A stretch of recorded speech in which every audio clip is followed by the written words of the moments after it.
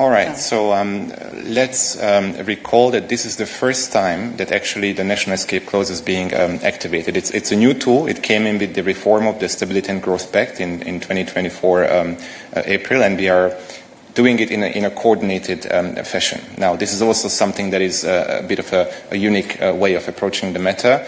When we came with the idea in March, we said that according to our analysis, because of the security threats that we are facing collectively as European Union, we think that there is a ground for any member state to benefit from this clause.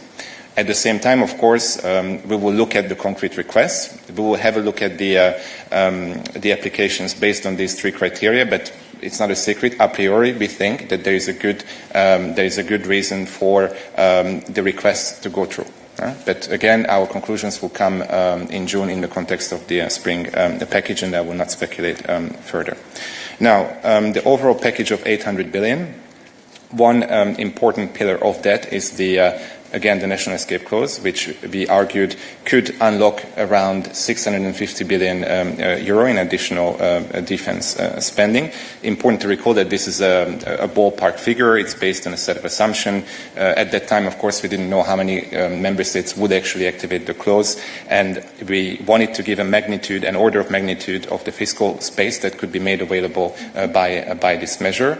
But of course, it's not possible for now to update this figure in a responsible fashion, because on the one hand we don't know how many countries will in the end apply. We have 13 for the moment, but the option is still there to submit additional requests. We don't know at what rate they will ramp up their defense expenditure. The only thing we know are the parameters which are set by the national escape clause. So a deviation from the opportunity to deviate from the medium-term fiscal structural plan, and to increase defense expenditure as equivalent of 1.5% of the GDP every year between 2025 and 2028 based on 2021. Sounds a bit technical, but all I'm saying is that we know the parameters, but how quickly exactly they will do it, this we'll only know for 2025 in 2026. So once we have the data, then we can analyze in an ex post fashion the increased defense expenditures. So all this is to say that right now I'm not able to give you yet an updated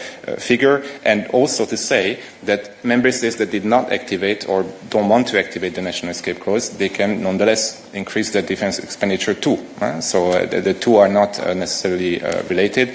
By activating the national escape clause, we can grant more flexibility, but it's not an obligation, of course. We did not have any expectations set in stone. I think when we put forward a proposal, it is because we think that it will generate a significant interest. And I think it has generated a significant interest. Already half of the member states are there, and the number is to grow further. So we think that this is a significant reaction.